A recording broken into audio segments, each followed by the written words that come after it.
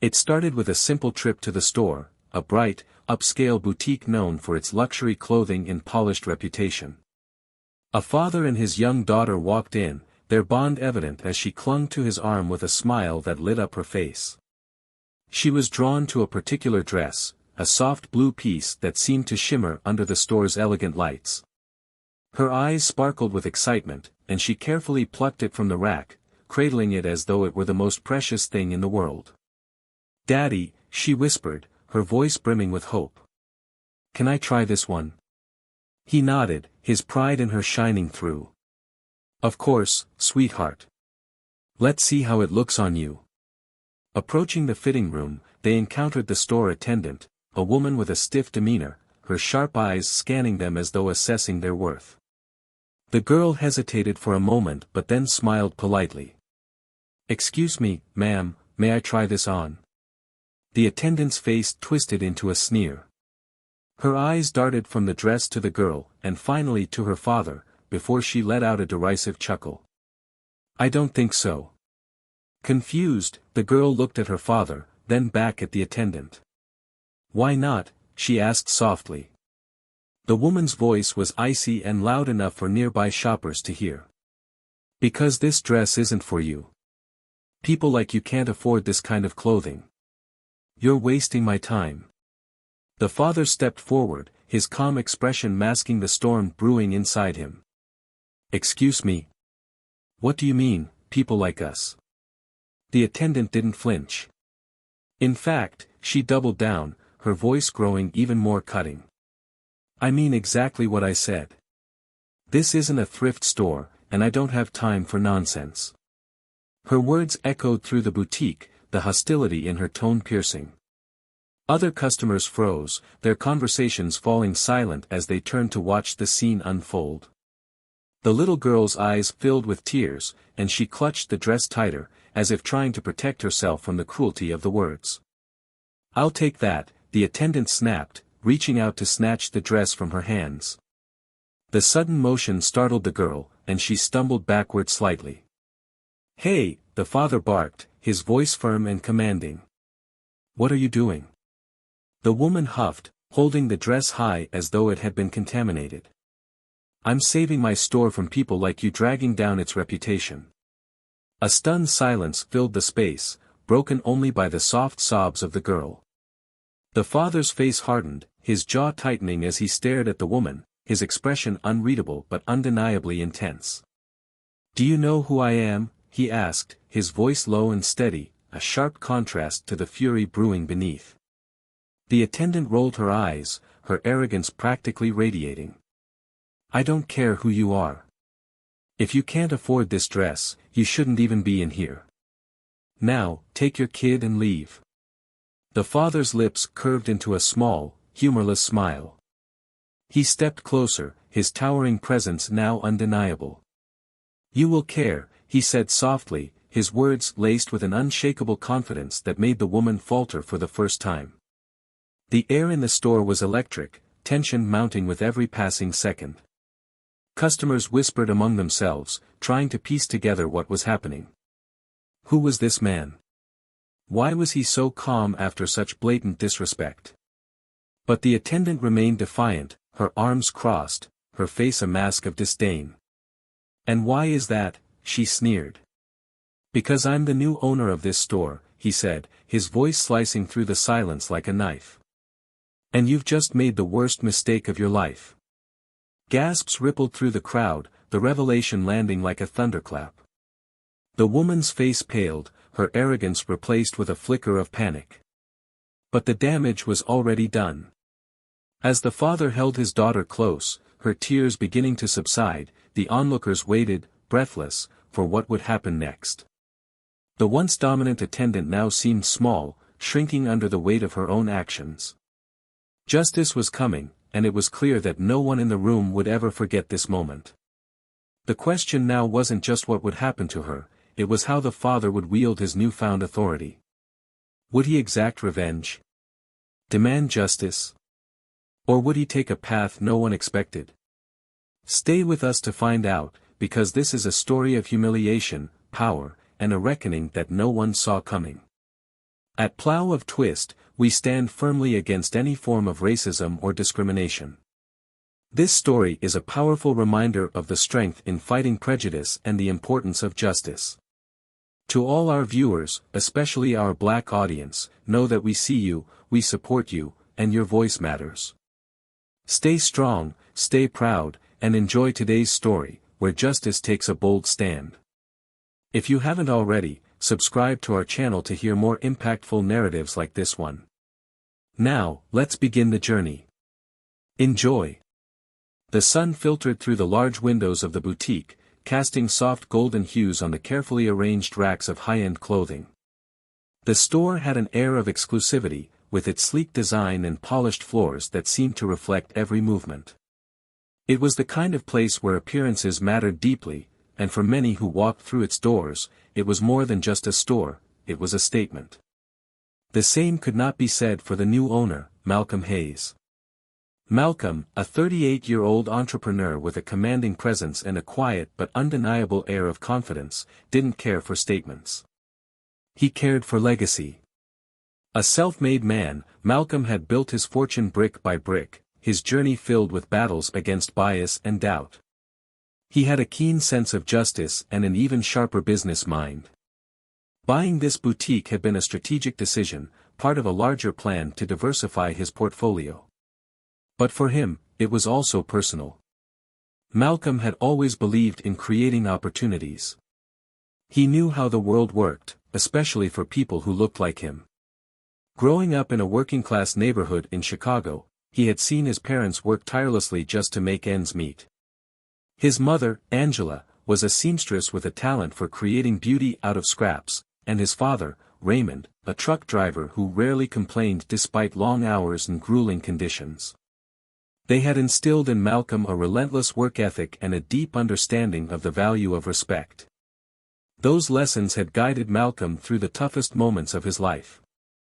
He had excelled academically despite limited resources, earning scholarships that took him through college and later business school.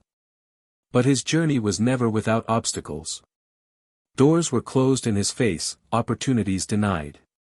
Yet Malcolm had always been determined to succeed, not just for himself, but for those who believed in him. He had a young daughter, Layla, who was his pride and joy.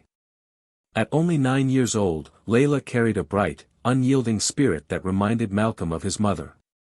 She was curious about everything, full of questions, and endlessly creative. Though Malcolm's business ventures often kept him busy, he made it a point to spend time with her. Saturdays were their days, a tradition they rarely broke. That morning, Layla had woken up early, excited for their outing. She had heard him mention the boutique and had insisted on coming along. "You always say I'm your business partner, Daddy," she had declared with a grin. "I need to see what we're working on." Her enthusiasm was infectious, and Malcolm couldn't say no. He knew how much these moments meant to her, and to him. They had arrived at the boutique hand in hand, Layla's eyes lighting up as they stepped inside. The store was as impressive as its reputation, with its rows of elegant clothing and accessories, all perfectly curated. Layla marveled at the displays, her small fingers brushing against the soft fabrics. Malcolm had walked a few steps behind her, watching with a smile as she explored. To him, this wasn't just a store. It was a reminder of how far he had come. The boutique staff, however, saw something different. Among them was Rachel Moore, a senior sales associate who had worked there for over a decade. In her early 40s, Rachel prided herself on her ability to read people, or so she believed. She had cultivated an air of superiority, her sharp gaze often sizing up customers the moment they walked in. To her, the boutique wasn't just a job, it was her domain. And Rachel didn't take kindly to anyone who, in her view, didn't belong. When Malcolm and Layla entered, Rachel had immediately noticed them. Her eyes lingered on their simple but neat clothing, her lips pressing into a thin line. She made no effort to greet them, instead turning her attention to a pair of women browsing a nearby rack.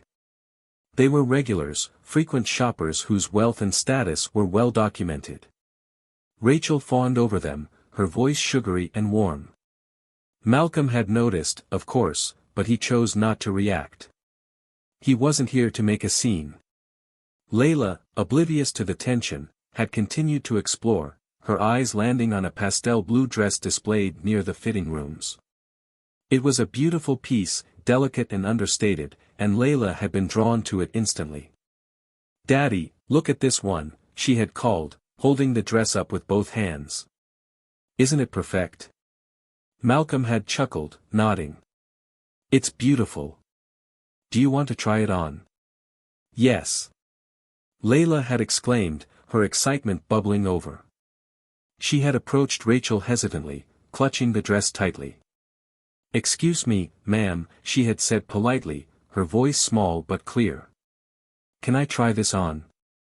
Rachel had turned slowly, her expression one of disdain. Her gaze moved from the dress to Layla, and then to Malcolm. For a moment, she said nothing, her silence heavy with unspoken judgment. Finally, she spoke, her tone cold and dismissive. "I don't think so." Layla had blinked, confused.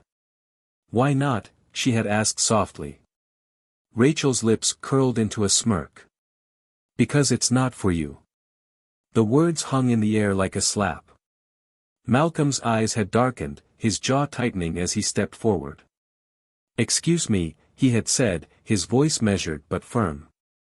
"What exactly do you mean by that?" Rachel hadn't even flinched. If anything, she seemed emboldened by his challenge. "I mean what I said. This isn't a place for window shoppers." The disdain in her voice was unmistakable, and Malcolm felt a surge of anger rising in his chest. Layla had shrunk back slightly, her hands clutching the dress as though it might shield her from the hostility in Rachel's eyes. The tension in the boutique was palpable, other customers pausing to watch the exchange. Rachel's colleagues had exchanged uneasy glances, some clearly uncomfortable but unwilling to intervene. Malcolm, his voice low and steady, had spoken again. "I don't know who you think you're talking to, but you will not speak to my daughter like that." Rachel had laughed, a short, bitter sound. "I'm just doing my job," she had said coolly. "And if you don't like it, you're welcome to leave." Malcolm had held her gaze, his expression unreadable. But there was a storm brewing beneath the surface, a storm that Rachel couldn't see, or perhaps refused to acknowledge. Layla, her voice trembling, had tried to break the tension. "Daddy, it's okay. We can go somewhere else." But Malcolm wasn't going anywhere. Not yet. The stage was set, the lines drawn. And though Rachel didn't know it, she had just lit a fire that would burn far brighter than she could have ever imagined. The boutique was unnervingly quiet after the confrontation. Other shoppers pretended to browse, but their eyes darted toward Malcolm, Layla, and Rachel, curiosity and discomfort painting their faces. The tension in the room was thick, and even those who had initially sided with Rachel now seemed unsure. Malcolm's hand rested gently on Layla's shoulder, grounding her while his thoughts raced. He had spent years building his reputation, crafting a life for himself and his daughter that transcended the limitations others tried to impose. Now, standing in this store, it wasn't just about what Rachel had said, it was about everything her words represented. He wouldn't let this slide. "Daddy," Layla whispered, her voice shaky but brave. "Can we just go?" Malcolm crouched slightly, his face softening as he met her gaze. "Sweetheart, you don't ever have to let someone treat you like this. Understand?" Layla nodded, her small hands gripping his arm tightly. She didn't say another word, but the pain in her eyes was undeniable. Malcolm straightened, his expression hardening as he turned back to Rachel.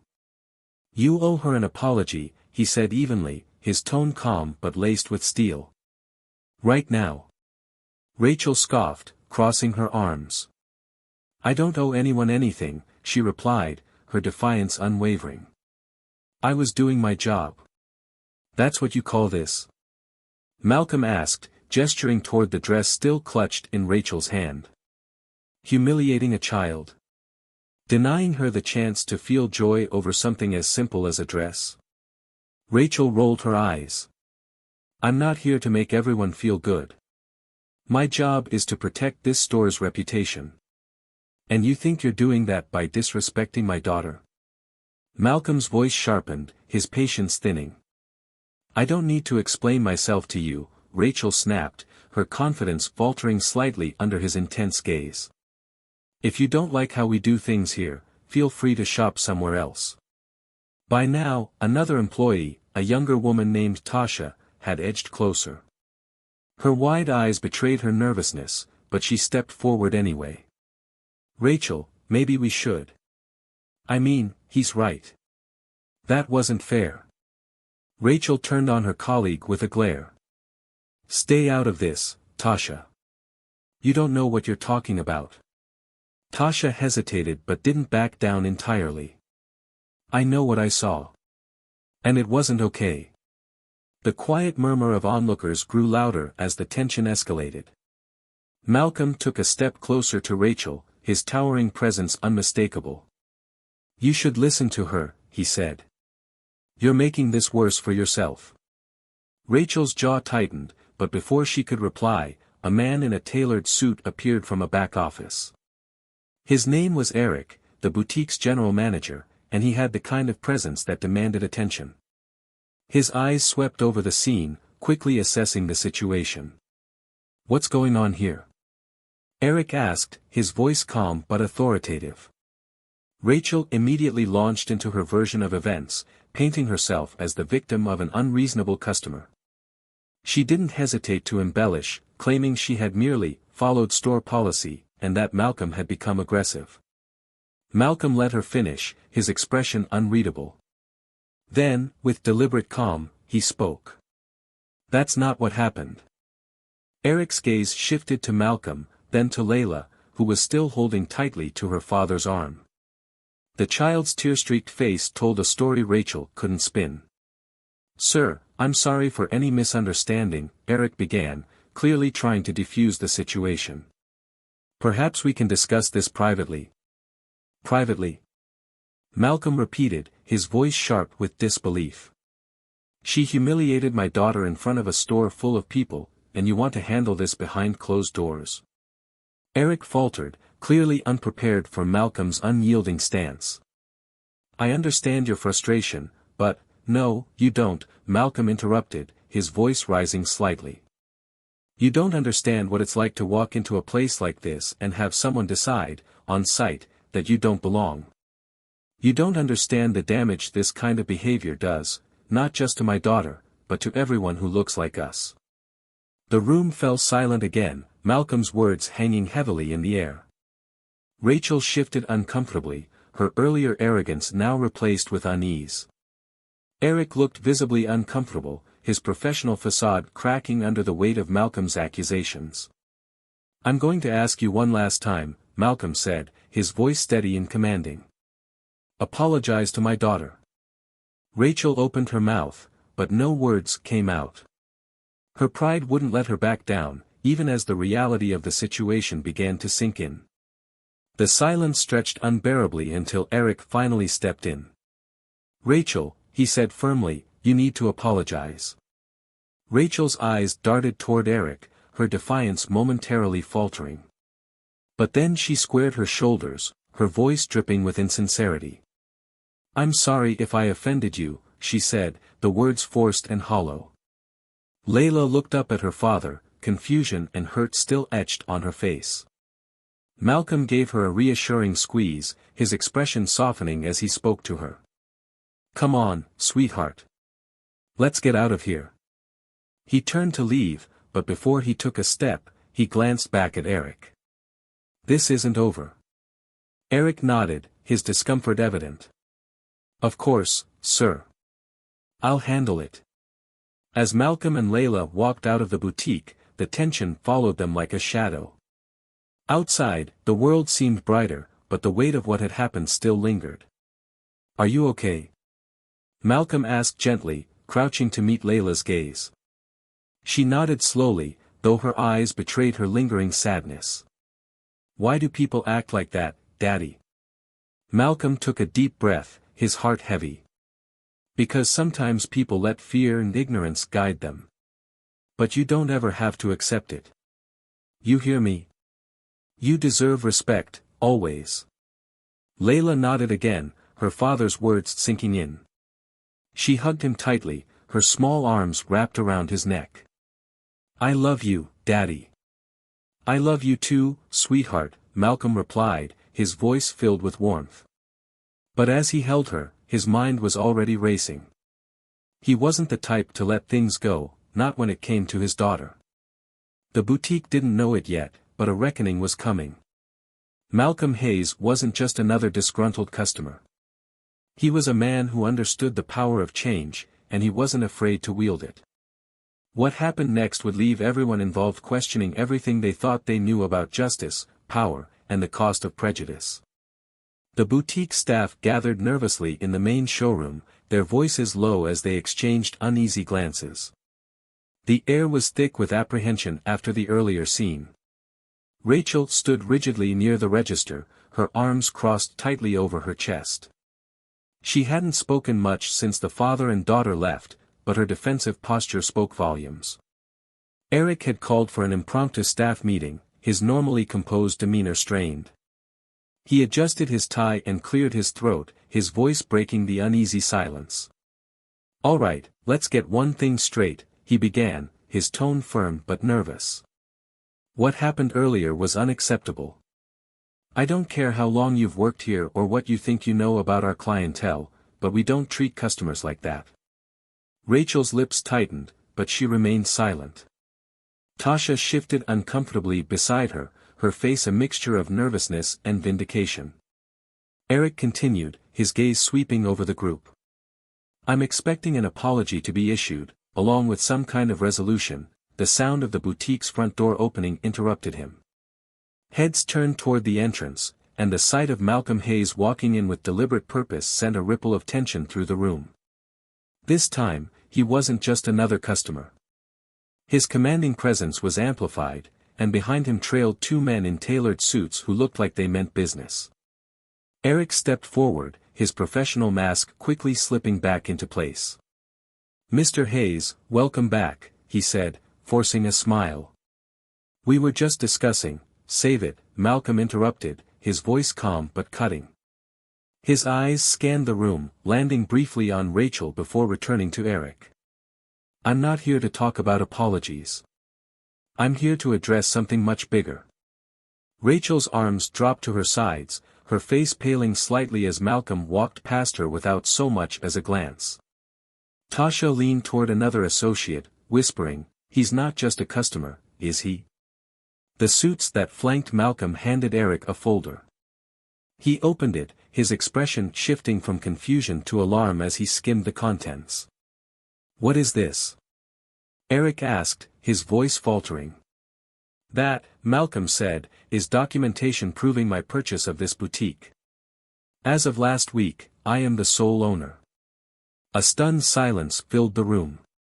Rachel's mouth opened slightly, her usual smugness evaporating. Tasha looked like she might faint.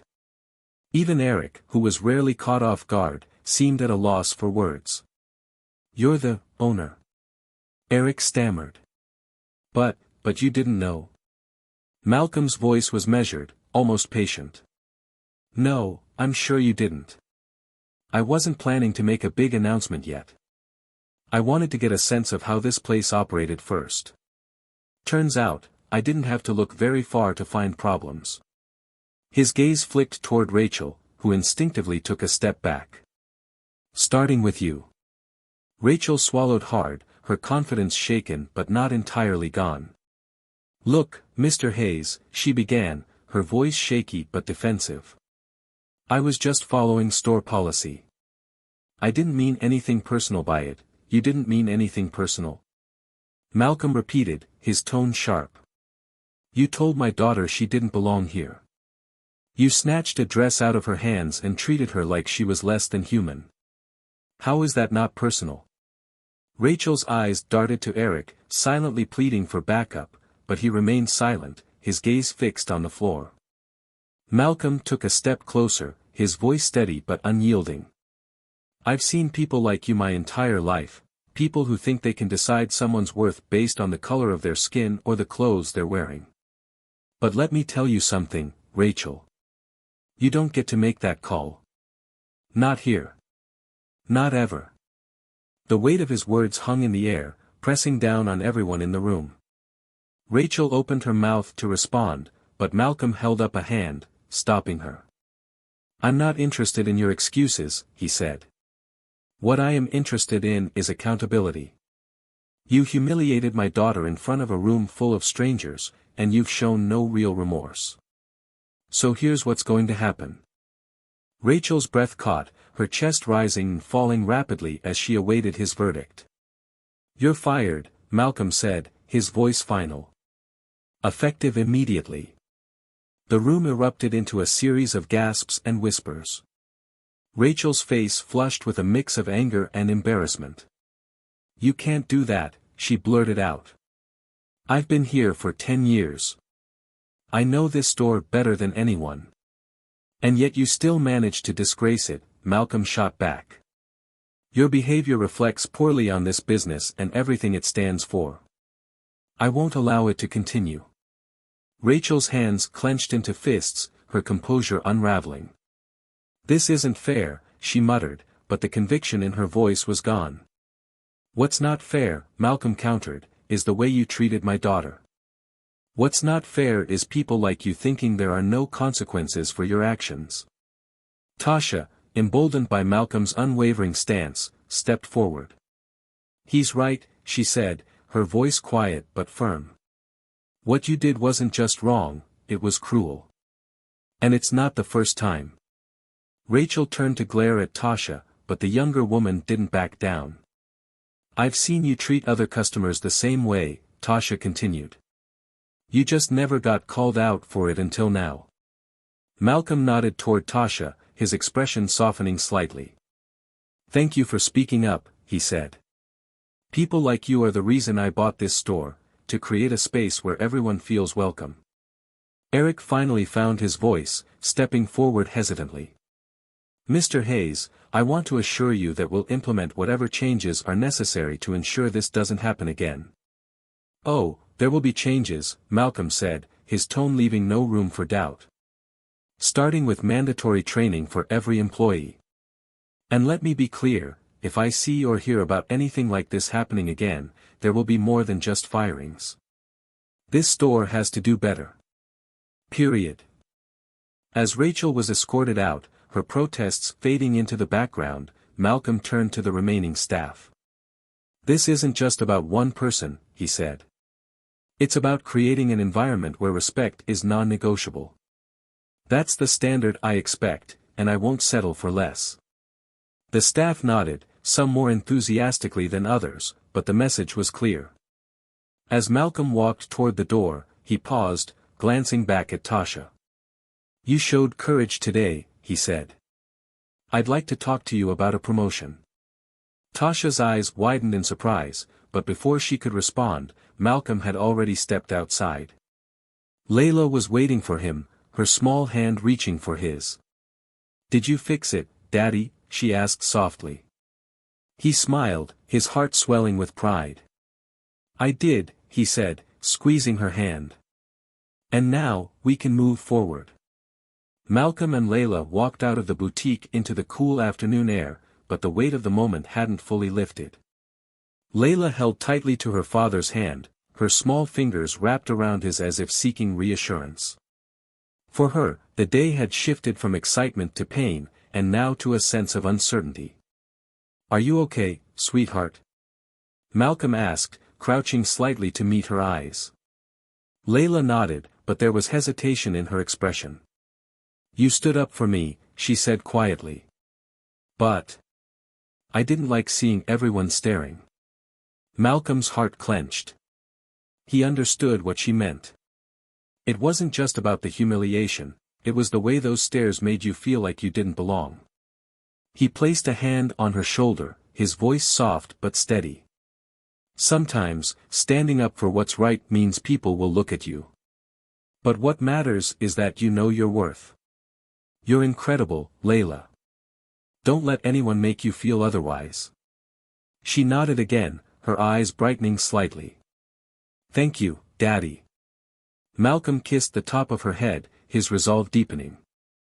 He couldn't let this moment pass without ensuring a lasting impact, not just for Layla, but for everyone who had ever felt what she had today. Come on, he said, standing and holding out his hand. Let's take a walk before heading home. As they strolled down the bustling street, Malcolm's phone buzzed in his pocket.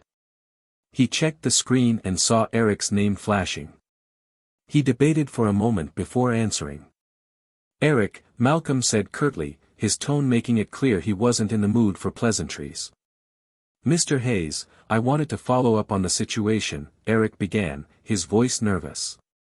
We've already started putting things in motion. Rachel has been terminated, and I've spoken with the rest of the staff about expectations moving forward. That's a start, Malcolm replied. But it's not enough. Eric hesitated. I understand, and I assure you, we'll work harder to align with your vision for the boutique. My vision isn't complicated, Malcolm said, his tone firm. It's about respect. It's about creating an environment where anyone who walks through those doors feels valued. That's not negotiable. I agree completely, Eric said quickly. If there's anything else you think we should implement, there is, Malcolm interrupted. I want to organize a community event. Something that sends a clear message about who we are and what we stand for. And I want it to happen soon. Of course, Mr. Hayes, Eric replied. I'll make the arrangements. Good, Malcolm said, ending the call. He slipped the phone back into his pocket, his mind already racing with ideas. Layla tugged on his hand, breaking his train of thought. Are you okay, Daddy? She asked, her voice filled with concern. He smiled down at her, his expression softening. I'm fine, sweetheart. Just thinking about what we can do to make things better. The following week, the boutique was abuzz with activity. Word had spread quickly about Malcolm's ownership, and the incident with Rachel had sparked discussions both inside and outside the store.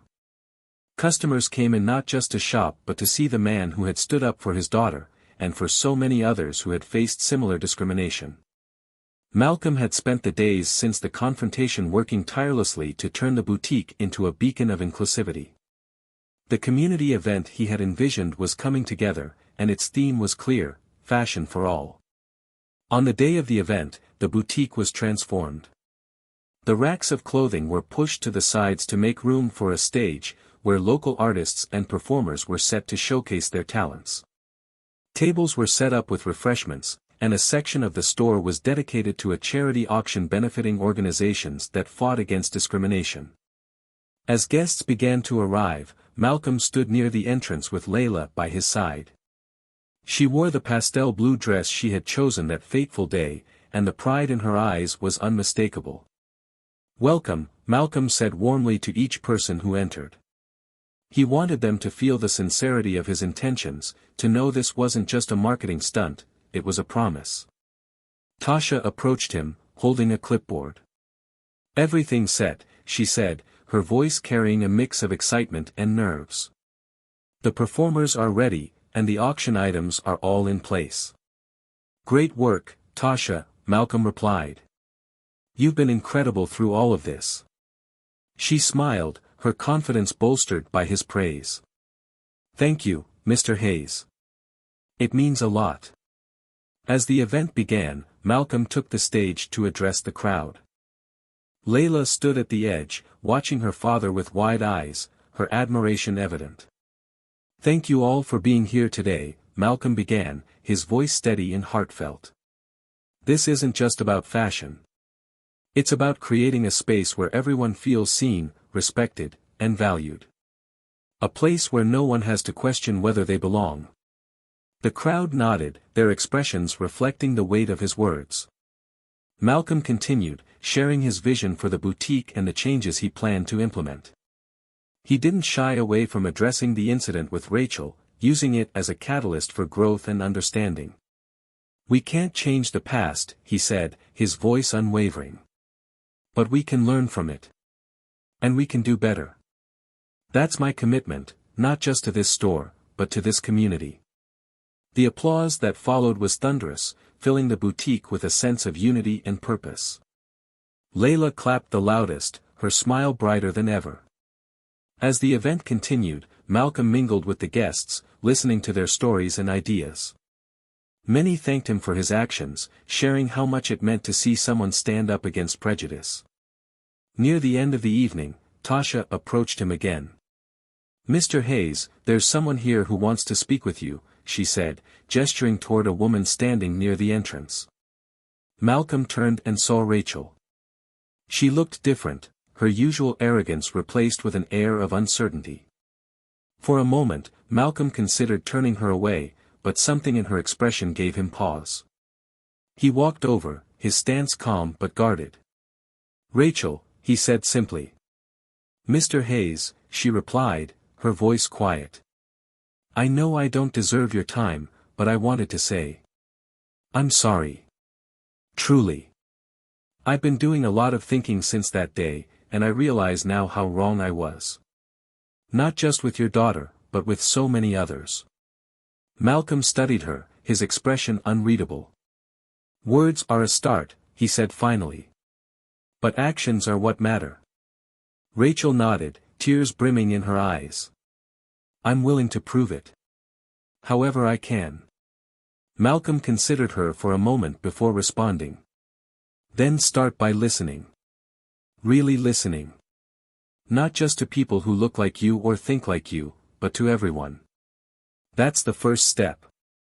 She nodded again, her sincerity evident. "Thank you for giving me this chance." As she walked away, Malcolm returned to Layla's side. She looked up at him, her face glowing with pride. "You made a difference, Daddy," she said. He smiled, his heart swelling with gratitude. "We both did, sweetheart." And as the night went on, Malcolm knew this was only the beginning of the change he hoped to inspire. The days following the event at the boutique carried a weight that lingered in subtle, profound ways. The Fashion for All gathering had sparked conversations across the community, not only about Malcolm's leadership but also about the boutique itself and what it represented moving forward. For Malcolm, the sense of accomplishment was tempered by a deeper awareness of the responsibility he now carried. It wasn't just about managing a business, it was about proving that change could happen, even in places where it felt impossible. Inside the boutique, the atmosphere had shifted. Employees moved with more intention, and customers who had once approached the store hesitantly now walked in with a sense of belonging. Tasha had embraced her new role with determination, working closely with Malcolm to implement his vision. She had taken it upon herself to lead staff meetings, organizing workshops on inclusion and customer engagement. For many of the employees, it was a welcome change, though not without its challenges. "You really think this will stick?" one associate, a young man named Jordan, asked as he and Tasha set up new displays one afternoon. "It has to," Tasha replied firmly. "If Mr. Hayes is willing to fight for it, the least we can do is try." Jordan nodded thoughtfully but didn't say much else. Like many of the staff, he was still adjusting to the boutique's transformation. While he respected Malcolm's vision, he couldn't help but wonder how deep the change would truly go, and how long it would last. Meanwhile, Malcolm found himself navigating the nuances of his new role. The boutique had quickly become a symbol of progress for some, while others saw it as a flashpoint for controversy. Local media outlets picked up the story of the confrontation with Rachel, framing it as a defining moment in the fight against discrimination. Letters and emails poured in, some praising Malcolm for his courage, others accusing him of overstepping. One afternoon, Malcolm sat in his office reviewing the boutique's sales reports when his phone buzzed. It was an email notification, one of dozens he received daily. But this one caught his eye immediately. It was from Rachel. He hesitated for a moment before opening it. Her message was short but heartfelt. "Mr. Hayes, I wanted to thank you for giving me the opportunity to reflect on my actions. Since leaving the boutique, I've started volunteering at a local community center. I'm learning things I should have understood a long time ago, and I hope to continue growing. I know I can never undo the harm I caused, but I'm committed to being better. Thank you for not turning your back on me when I deserved it most. Rachel. Malcolm leaned back in his chair, absorbing her words. He wasn't sure how to feel. On one hand, it was encouraging to see her take responsibility. On the other, he knew apologies didn't erase pain. He thought of Layla and how hard he had worked to shield her from a world that wasn't always kind. Forgiveness was a complicated thing, earned, not given lightly. Later that evening, Malcolm shared the email with Tasha as they reviewed plans for the boutique's upcoming charity drive. "What do you think?" he asked, handing her his phone.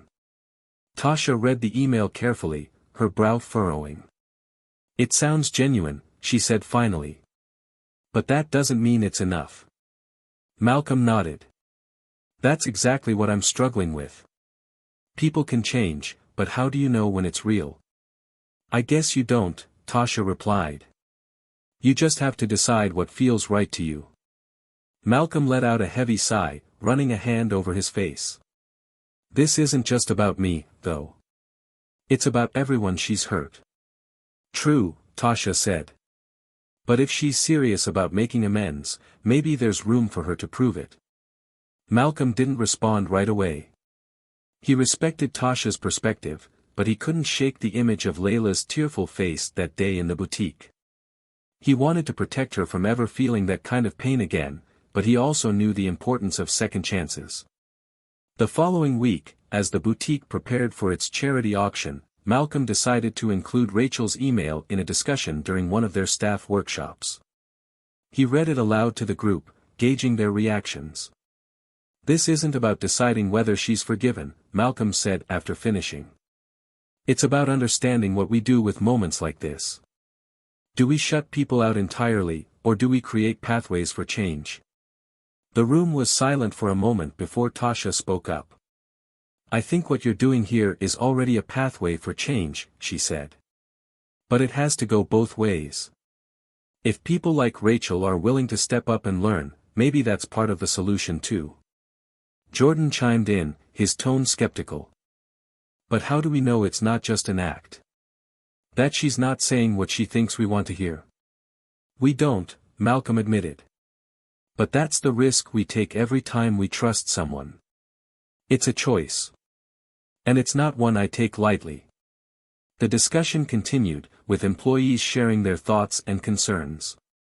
By the end of the session, Malcolm felt more certain about his next step. He couldn't undo the past, but he could ensure the boutique stood as a testament to growth and accountability. When the charity auction finally arrived, the boutique was packed. The energy in the room was electric, with guests bidding on designer items and mingling over glasses of champagne. Malcolm moved through the crowd with Layla at his side, her confidence growing with each passing moment. She had become a symbol of the boutique's transformation, proof that even the smallest voices deserve to be heard. As the evening wound down, Malcolm took the stage to thank everyone for their support.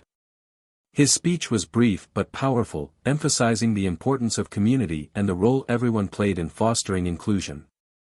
After the applause died down, he noticed Rachel standing near the back of the room.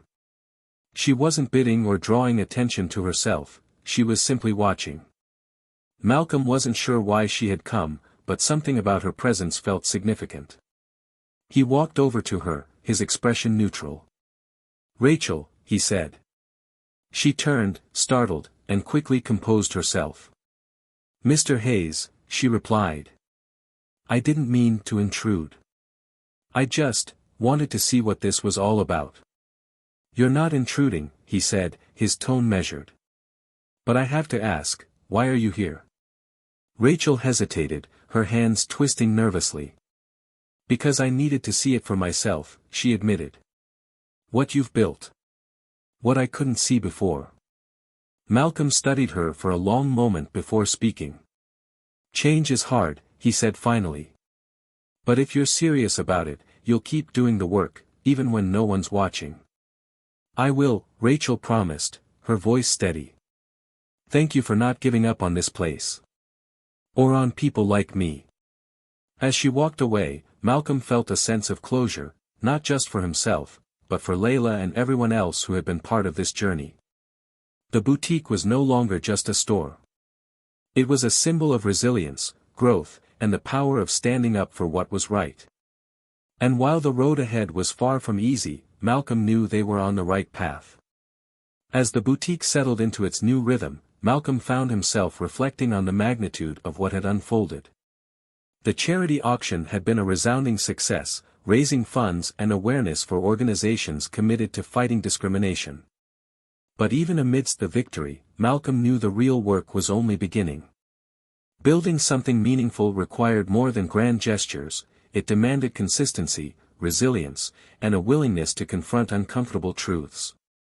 One quiet morning, Malcolm arrived at the boutique before it opened. The air inside was still, the soft light filtering through the windows casting long shadows across the displays. Tasha was already there, organizing a new shipment of inventory. She glanced up as Malcolm entered, offering him a smile. "Early start today?" she asked, setting down a box. Malcolm nodded, his expression thoughtful. "I couldn't sleep. Figured I might as well make myself useful."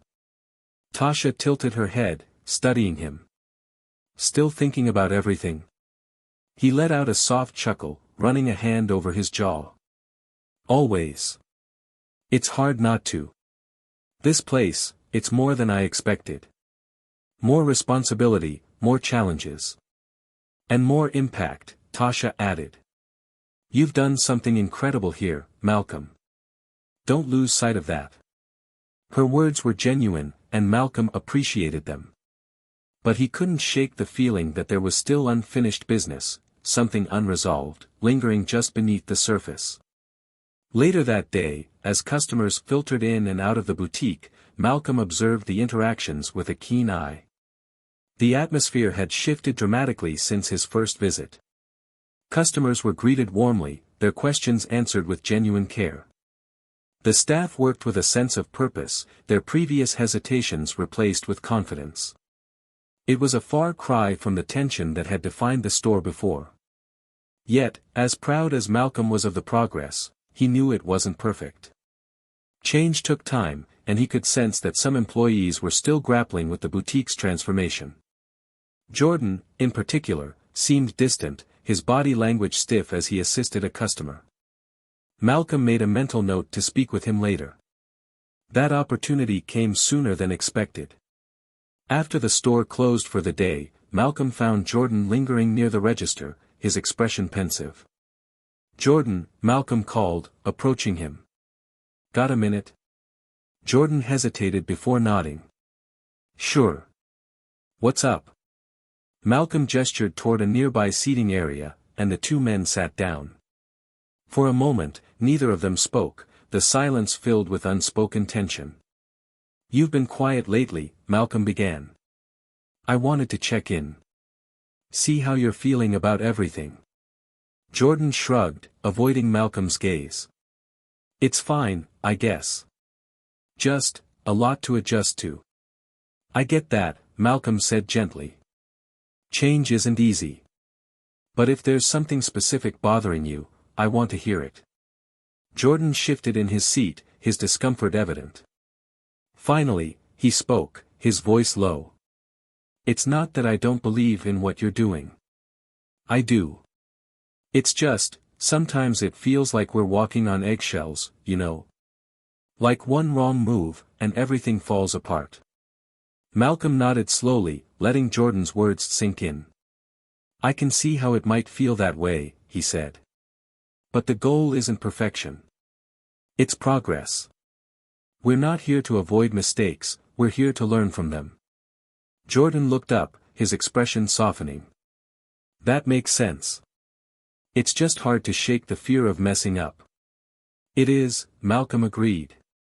"But fear can't be what drives us. What matters is how we respond when things go wrong. That's how we grow." Jordan seemed to relax slightly, his shoulders losing some of their tension. "Thanks, Malcolm. I needed to hear that." "Anytime," Malcolm said, clapping him on the shoulder. "We're in this together." As Jordan walked away, Malcolm felt a sense of reassurance. Moments like these reminded him why he had taken on this challenge, to create not just a store, but a space where people could thrive.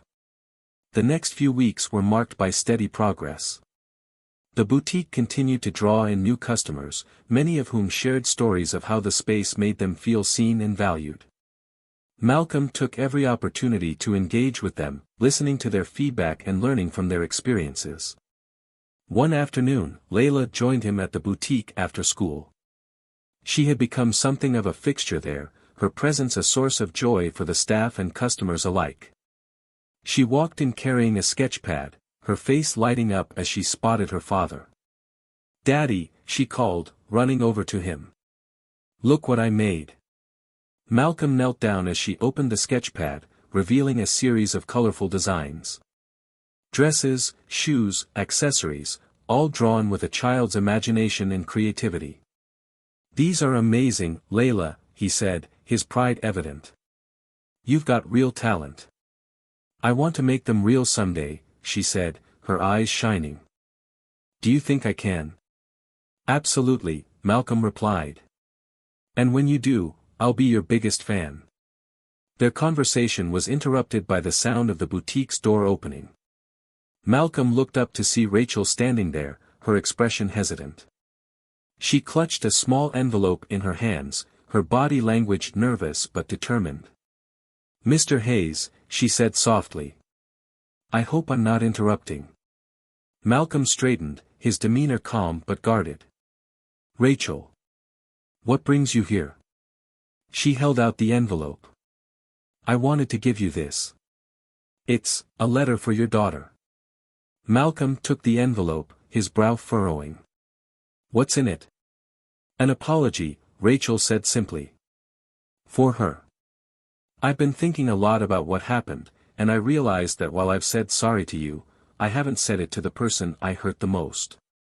Malcolm glanced at Layla, who was watching the exchange with curiosity. He turned back to Rachel, his expression unreadable. "I'll give it to her," he said after a moment.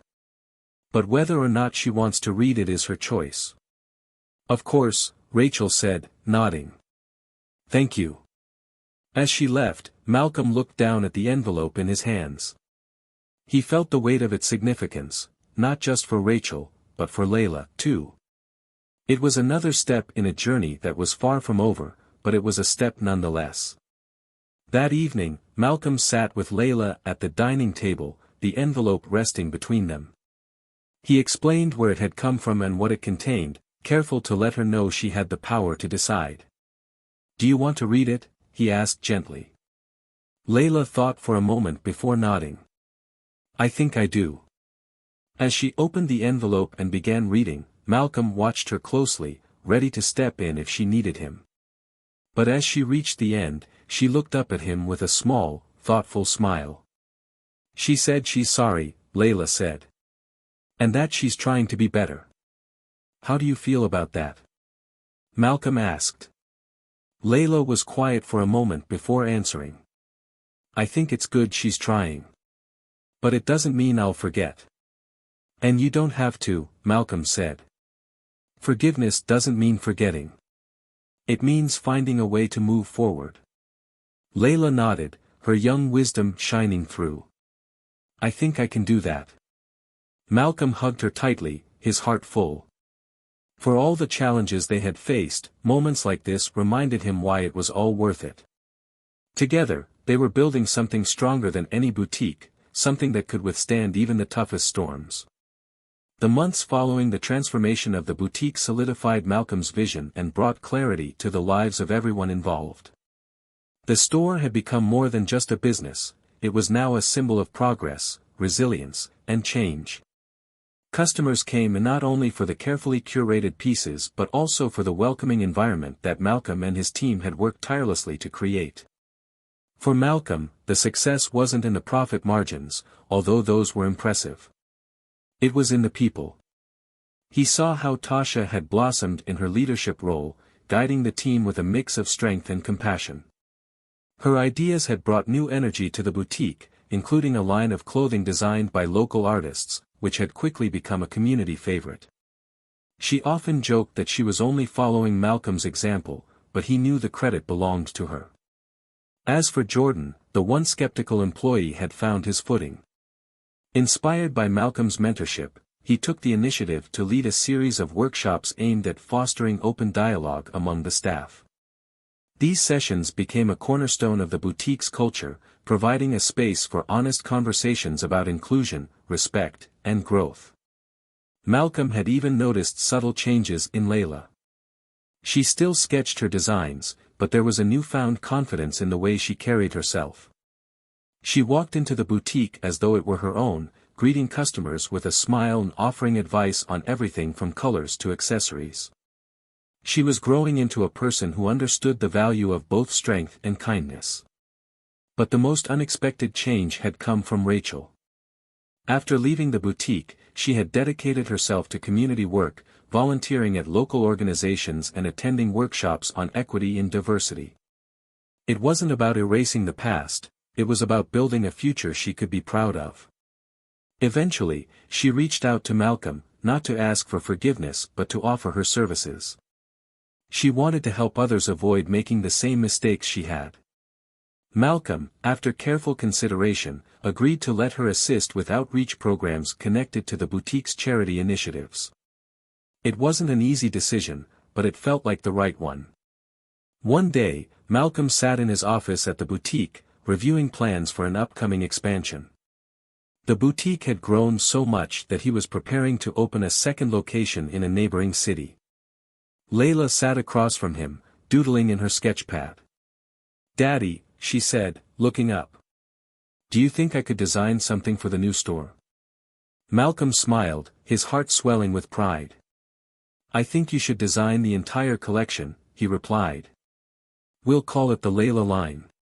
Her eyes lit up with excitement. "Really? You mean it?"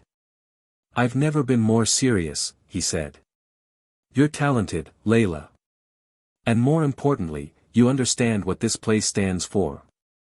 She beamed, her enthusiasm infectious. "I'll start right away."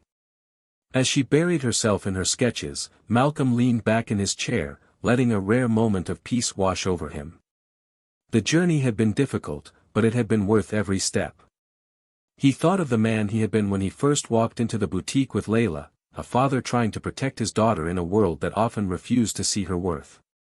Now, he was someone else entirely, a leader, a mentor, and a catalyst for change.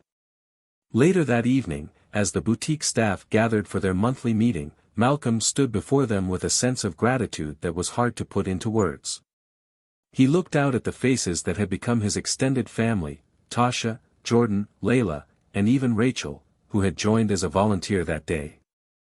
"I want to thank all of you," Malcolm began, his voice steady but filled with emotion. "What we've built here isn't just a store. It's a testament to what's possible when people come together with a shared purpose. Each of you has contributed something unique, and because of that, we've created something extraordinary." The room erupted in applause, the warmth and camaraderie palpable. Malcolm continued, his tone more reflective. "This isn't the end of the journey. There will always be challenges, but we've shown that we can face them together. And that's what matters." After the meeting, Malcolm walked out into the quiet night with Layla by his side. She looked up at him, her small hand in his. "Are you happy, Daddy?" she asked. Malcolm smiled, his chest tightening with emotion. "I am, sweetheart. Are you?" She nodded enthusiastically. "I think we did something good." "We did," he agreed, pulling her into a hug. "And we're just getting started." Reflecting on everything, Malcolm realized that the boutique wasn't just a place for clothes, it was a place for transformation, for learning, and for community. It was proof that change was possible, even in the face of deep-seated prejudice. And as they walked home together, Malcolm felt a quiet pride in knowing that Layla would grow up understanding her worth and the power of standing up for what was right. This story isn't just about a boutique, a confrontation, or even the incredible resilience of its characters. It's about the choices we make every day, the choice to stand up against injustice, to extend a hand to those willing to change, and to build something better than what we inherited. So, what would you have done in Malcolm's place? How do you think we can create spaces where everyone feels valued and respected? Let us know in the comments, we'd love to hear your thoughts. And if you enjoyed this story, make sure to subscribe to Tales of Twist for more narratives that challenge, inspire, and uplift. Don't forget to like the video and share it with someone who needs to hear this message. Thank you for being a part of our journey. See you in the next story.